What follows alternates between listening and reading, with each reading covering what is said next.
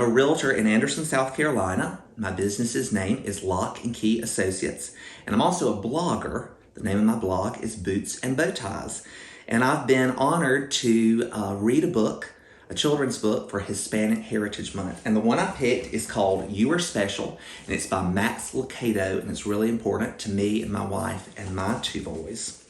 And you can see we're in my library, and I love to read. You Are Special, illustrations by Sergio Martinez, by Max Lucado. And this is dedicated to the children and children's ministry of the Oak Hills Church of Christ. The Wemmicks were small wooden people. All of the wooden people were carved by a woodworker named Eli. His workshop sat on a hill overlooking their village. Each Wemmick was different. Some had big noses, others had large eyes. Some were tall, others were short. Some wore hats, others wore coats, but all were made by the same carver and all lived in the village.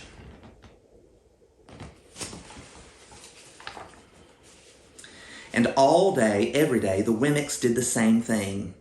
They gave each other stickers. Each Wemmick had a box of golden star stickers and a box of gray dot stickers. Up and down the streets all over the city, people spent their day sticking stars or dots on one another. The pretty ones, those with smooth wood and fine paint, always got stars. But if the wood was rough, or the paint chipped, the Wemmicks gave dots.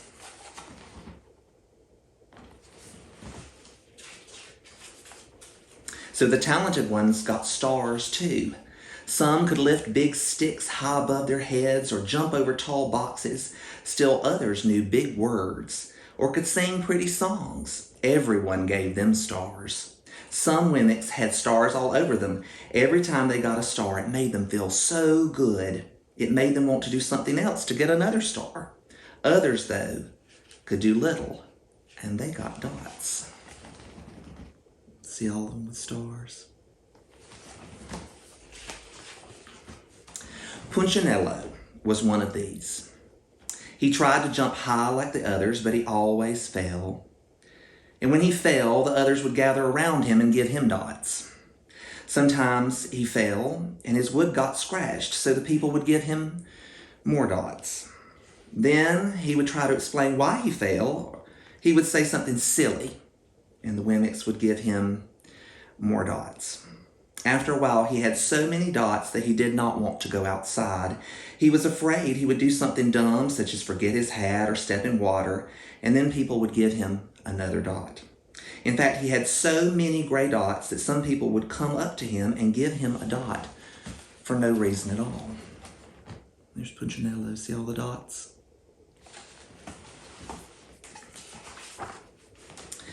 He deserves lots of dots. The wooden people would agree with one another. He's not a good wooden person. After a while, Punchinello believed them. I'm not a good Wemmick, he would say. The few times he went outside, he hung around other Wemmicks who had a lot of dots, and he felt better around them. See how lonely he looks? He's kicking a can. He's all by himself. One day, he met a Wemmick who was unlike any he had ever met. She had no dots or stars. She was just wooden. Her name was Lucia.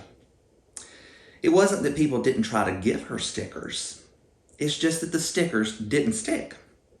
Some of the Wemmicks admired Lucia for having no dots, so they would run up and give her a star, but it would fall off.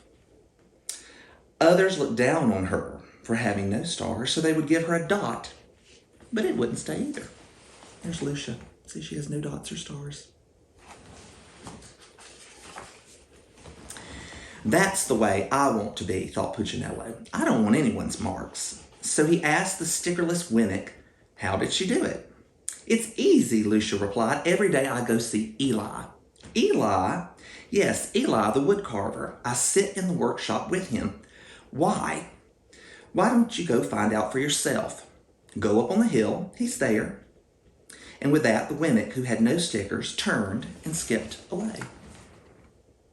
See, she's showing him Eli's house at the top of the hill. But will he want to see me? Punchinello cried out. Lucia didn't hear, so Punchinello went home.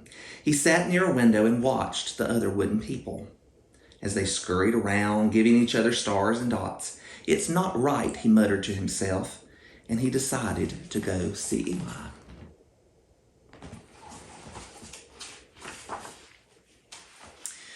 He walked up the narrow path to the top of the hill, and he stepped into the big shop. His wooden eyes widened at the size of everything. The stool was as tall as he was. He had to stretch on his tiptoes to see the top of the workbench. A hammer was as long as his arm. Punchinello swallowed hard. I'm not staying here, and he turned to leave. Then he heard his name, Punchinello. The voice was deep and strong. Punchinello stopped. Punchinello, how good to see you. Come here and let's have a look at you. Punchinello turned slowly and looked at the large, bearded craftsman. You know my name? The little Wemmick asked. Of course I do. I made you. See how tiny he is? How big the workman is? Eli stooped down and picked him up and set him on the bench. The maker spoke thoughtfully as he looked at the gray dots. Looks like you've been given some bad marks. I didn't mean to, Eli. I tried really hard. Oh, you don't have to defend myself to you, child. I don't care what the other Wemmicks think. You don't? No, and you shouldn't either. Who are they to give you stars and dots? They're Wemmicks, just like you. What they think doesn't matter, Punchinello. All that matters is what I think. And I think you're pretty special. See him with the maker?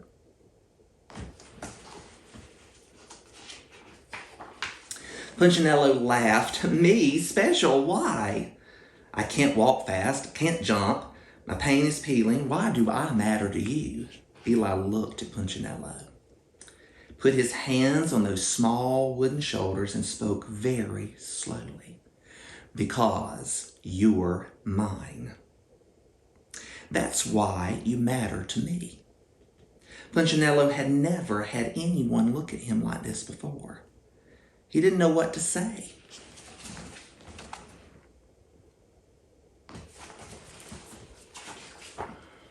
Every day I'd been hoping you'd come, Eli explained. I came because I met someone who had no marks, said Punchinello. I know, she told me about you.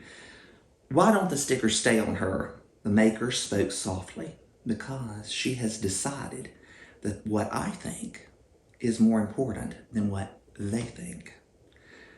The stickers only stick if you let them. What? The stickers only stick if they matter to you. The more you trust my love, the less you care about the stickers. I'm not sure I understand. See how he's talking to him?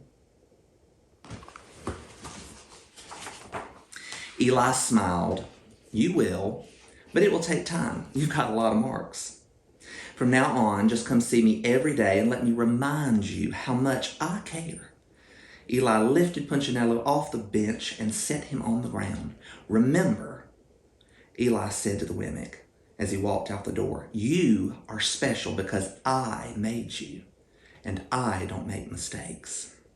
Punchinello didn't stop, but in his heart he thought, I really think he means it. And when he did, a dot fell to the ground. That is Your Special by Max Lucado. And again, I'm David Locke. I'm a realtor with Locke & Key Associates. And I'm also a blogger with Boots and Bow Ties. And I hope you enjoyed one of my favorite stories. And go out and read. It is so fantastic. It is the key that opens the door to the world to you.